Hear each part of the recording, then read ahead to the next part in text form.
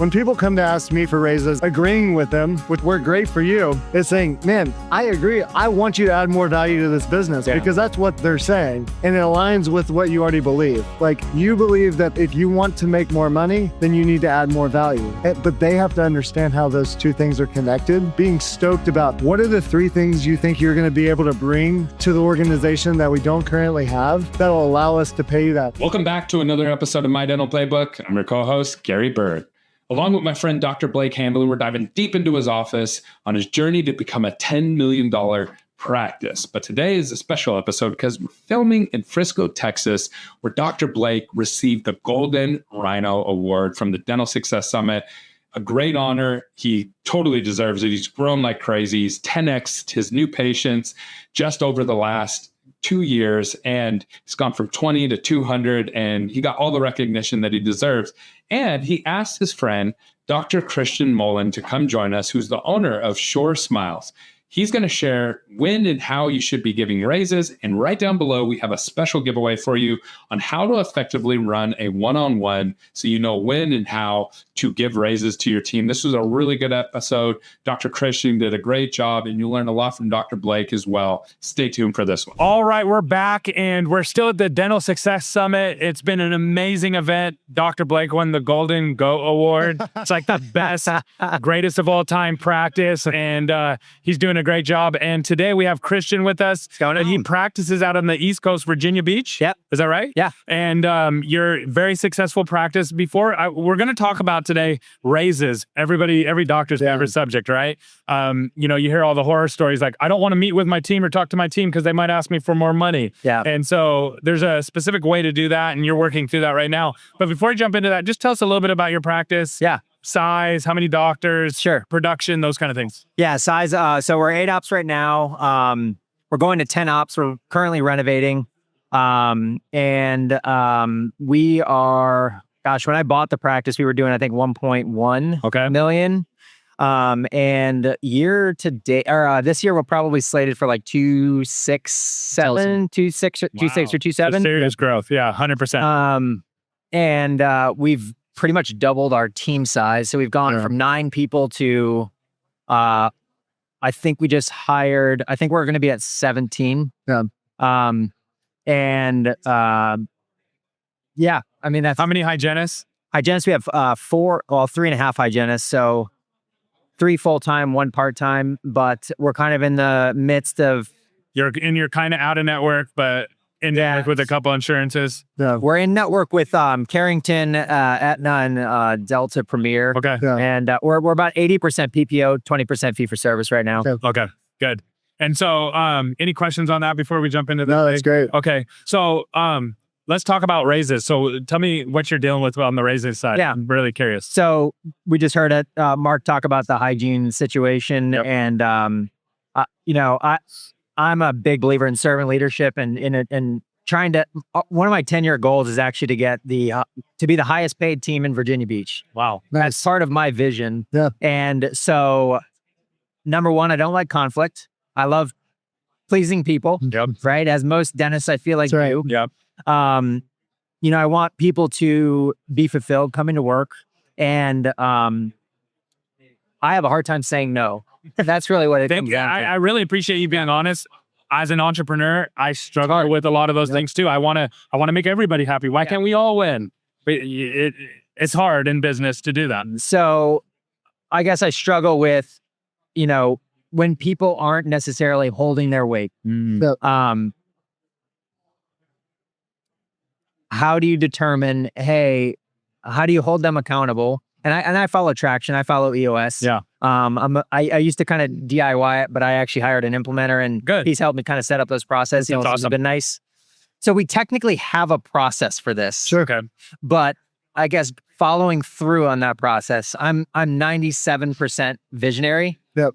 And my office manager is 93% vision or integrator. Got it. That's perfect. So long story short, if someone comes up to me and says, hey, I really want to raise, I'll be like, I agree.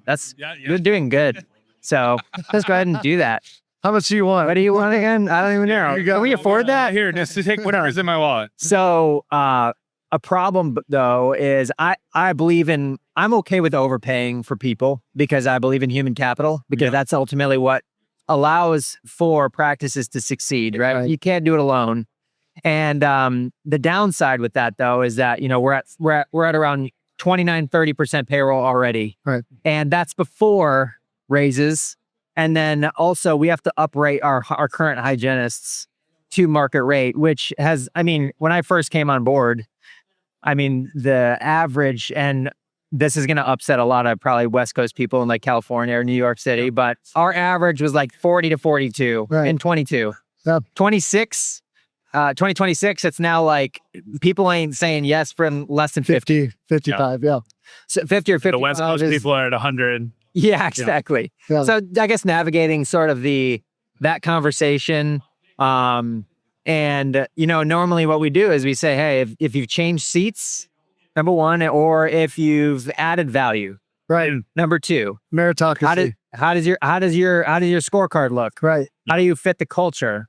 So those all come into play when we have our annual conversations, but it's just one of those things that I struggle with, and I'm just wondering how you guys deal with that. Yeah, I think the hygiene conversation's a unique one for sure, because there is leverage. Like with what Mark shared this morning, when we're net loss 4,500 hygienists per year, until either there's other ways to provide the service or we get more hygienists, they have leverage. Virginia actually just passed that. Yeah. Dental assistants. And that's okay. We just have to understand that. And I think you have to approach it with tact. But when people come to ask me for raises, all of this is not my own idea. Yeah. I've learned this from other people more wise than I. But agreeing with them, which we're great for you, is saying, man, I agree. I want you to add more value to this business because that's what they're saying. And it aligns with what you already believe. Like, you believe that the value, that if you want to make more money, then you need to add more value. Yeah. But they have to understand how those two things are connected.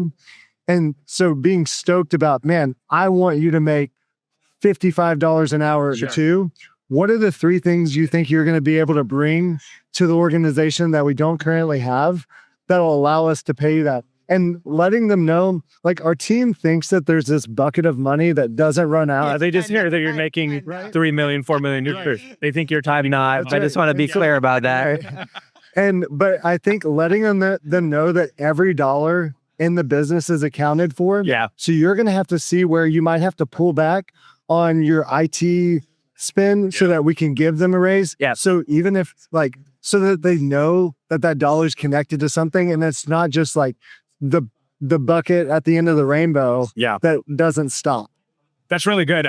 For me, I used to be the guy, just like your same thing is like, I want a raise. It's like, okay. And I gave too many people raises. Right. And then it hurts the business. Yeah, it hurts the business. So the first thing you have to do is you have to get the business under control, meaning what can you give to people? Right. What's your flexibility? What is the raise? That's number one. Number two, creating vertical movement based on where you want people to go. So meaning like a pay band? It's a pay band, but it also comes with a responsibility band. And this is for any position. So if you have 3 or 4 tiers of every position, then there's more opportunity. So you can have 3 different kinds of hygienists. It's the entry level junior hygienist.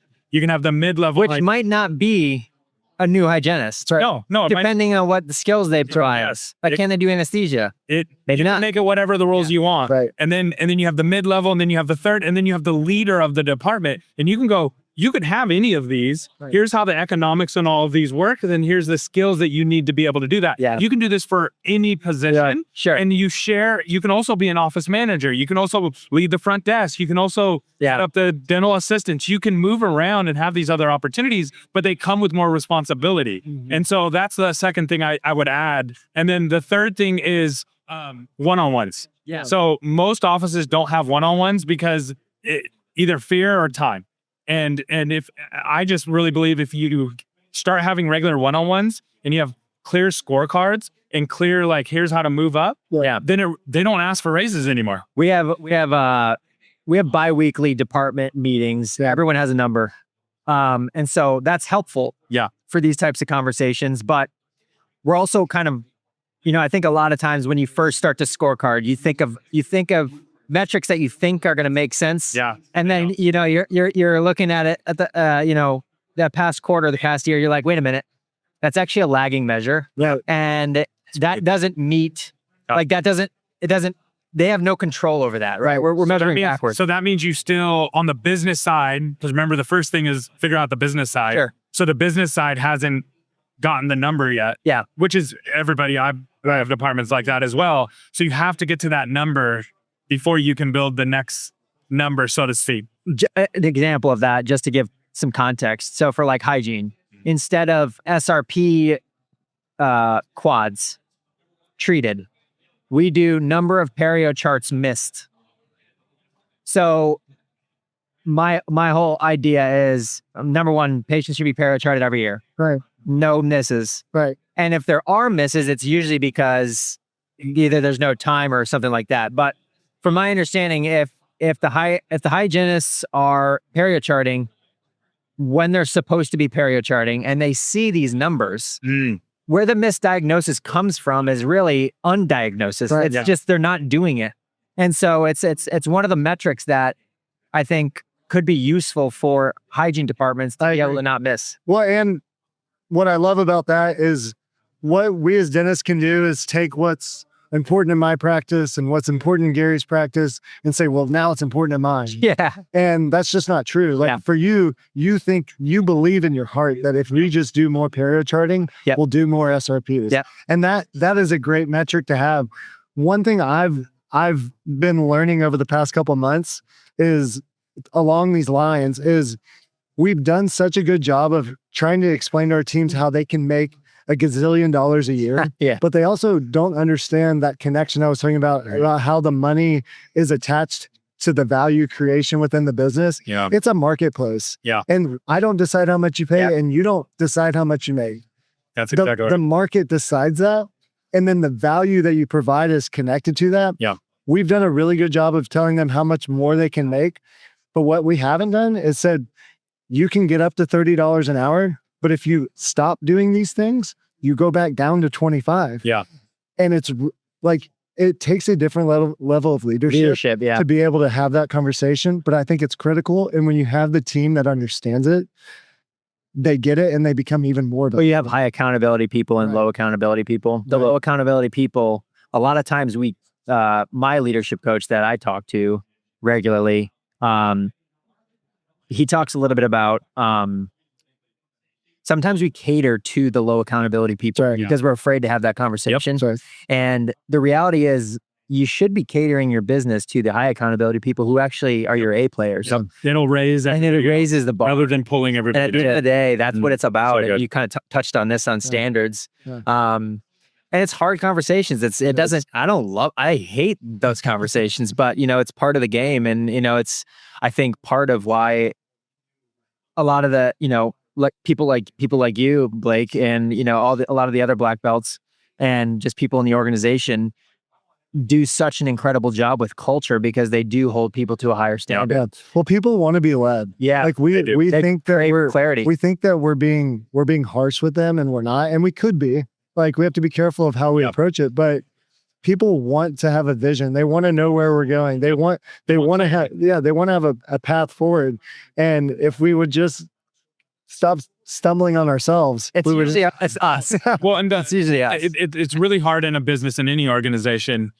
I'll use football as an example. Everybody knows that the quarterback's supposed to throw the ball to the wide receiver. Right. But if the linemen don't understand how blocking helps that, and they do run blocking instead of pass blocking, Right. it makes everybody else's job impossible. Hygiene is super important for the dentist to be successful. Sure. And if they don't understand, like you said, they don't have that economic tie-in and they don't understand how it's connected, it makes everything so much harder. And so the more time you can spend on the top of the business and tying that down to the bottom activities, everybody has more ownership. That's right. Yeah. Everybody has more buy-in.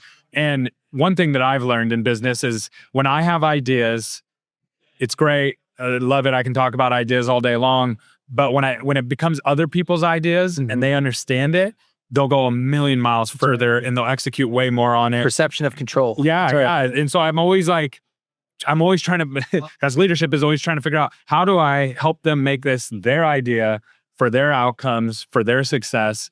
And a lot of it revolves around numbers. I just, one of our amazing team members that we were just talking, and they were like, man, I don't know if things are working well. And I said, go back and look at the last 3 years and come back and tell me what you see. Right. And they went and looked at all the numbers and they said, oh, we've grown a lot. I said, that was you. Yeah. Good job. Yeah. And it's like, okay, I get how I'm contributing now. But that's hard to do in different positions. Like we struggle with like HR. How do we get I know dental offices don't usually have HR, but it's just like, how do you get HR or IT? How do you get IT to have a number that they own and things like that? That's where it gets tricky. I think you can kind of go down like, I try to apply Pareto principle whenever possible. Yeah. So 80-20, what's the most important?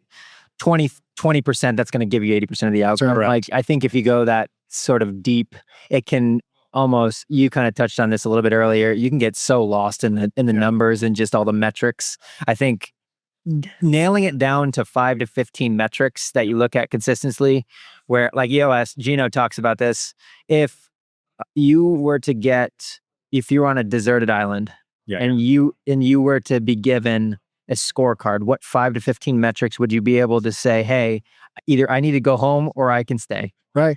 That's I think what you're after. And giving yourself permission and your team permission to change those numbers. That's right. Because I've changed those. I've done EOS, I've done everything and mixed it together and we've tried everything. Just over the years, it's like, we're going to try this bonus system. Yeah. And we're going to try it for 3 months. Or we're going to try it for 6 months. Or we're going to look at these numbers and then we end up changing them and adapting them. And you got to keep adapting. And then what you'll find is it's usually 1 or 2 numbers that gets you the real, no pun intended, traction. Sure. Right. Sure. That's what I've seen. That's awesome. So what's the numbers that you're like hyper focused on right now? So, or you're trying to get your team to be hyper focused on? Yeah. I mean, well, so we have kind of a leadership team metrics, and then by department, they have different metrics that we focus on. And those usually range from like, 2 to 5. We tried to kind of simplify it in hygiene, but what we found was to gain more kind of what we talked about accountability is we have it by hygienist and we measure 4 things. Let's see. 3 things. We measure number of lasers performed on a weekly basis. We measure number of perio charts missed. Overjet calculates that for you. Cool. That's and so a lot of this is used by AI. So we just pull the numbers and then we just utilize it from there. Yep. And then last one is number of x-rays missed. Yep. Overjet also calculates that. And what's the target you're aiming for? I don't. Well, I mean, ideally, you're less than one perio chart missed for the week. Right. Oh, and then per person? Yeah. Okay. Per person. And then we base lasers based on where they're historically average. So I'd try to do like maybe 5% more or 10% more than what they're currently doing, rather than like sort of some unrealistic number where they're never going to hit and then they're always going to feel deflated. You don't want that. So we try to use historical averages so that people can be motivated and still hit things and be reasonable with that. And then obviously perio percentage as a group. Right. And we're still trying to work this out. I think that I don't have all the perfect numbers from that standpoint. So those are your numbers right now. Right now, yeah. Yeah. What are your numbers for hygiene right now that you're looking at? Lasers as well. Yeah. We track lasers. Hygiene reappointment rate is really big. We've never had an issue with that, so we don't track it just because it's always green. Yeah. Yeah. And I've just found with hygiene, when they understand the outcome even more so what I might even encourage with you is like, we also do microscope in our office. We're starting to implement that. I'm connecting microscopes to the outcome of lasers, which also increases their take-home income. Yeah. And so like, what is it? Goodhart's law. It's like the story about in India when they had a cobra problem, and then they were incentivizing people to kill all the cobras. Well, a few entrepreneurial spirits just decided to breed the cobras and kill them and take them so then they created an even bigger problem. And so when the goal becomes the measure, no longer, it ceases to be a goal. Sure. Right.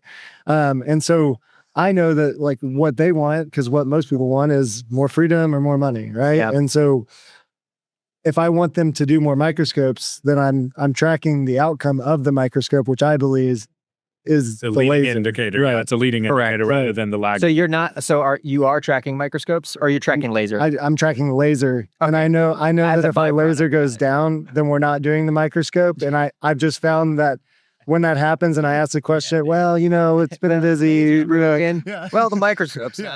Exactly. But it gets more SRP. So I think at the end of the day, SRP For sure. on average is more. You get obviously it's more production per appointment. Right. But that's good. Oh, it's always good to connect That's right. that behavior to the outcome. Right. I agree with that. Right. Yeah. Well, this has been really good. I think there's a lot of learning lessons. I know people are scared to death right now of raises and the competition. And I put it on one of our episodes to talk about how to recruit hygienists. Yeah. I think that's like crucial right now because it's so hard and it's just going to get harder and harder. Just hired too. There you go. Too, yeah. Well, we gotta get man. Christian back on too, because he's like a AI Jedi. Yeah. So he can help us out with some pretty cool stuff. That's what I teach in DSI. No way. Yeah. Oh, So- awesome. One of my things is I'm just basically buying back time, reducing administrative burden, That's right. and providing more clarity, getting AI to help you. And kind of, I think a lot of people use, and you've kind of heard this said, a lot of people use AI just like as A Google Google. search. Yeah. right. It's so much more It's so powerful much than that. Just to create more time to do stuff that you love. So here, interesting note, and we will have to bring you back on because I know that topic will kill. Sure. But the thing we're starting to see is that AI is actually creating a boatload more work. Yeah. It's Yeah. it's amazing. It's freedom. And it's like I can execute on my ideas and it makes me way smarter in multiple different categories that I wasn't really great at before. But now it's like, it's so much more work for everybody. All right. It's a And- philosophical conversation. I think that's kind of fun to go through It that. is. Yeah. Yeah, So we'll do we'll it. definitely bring you back man. on. Awesome. Awesome. Thank you for coming on. Yeah, no worries. Love it. Great. Thanks for having me.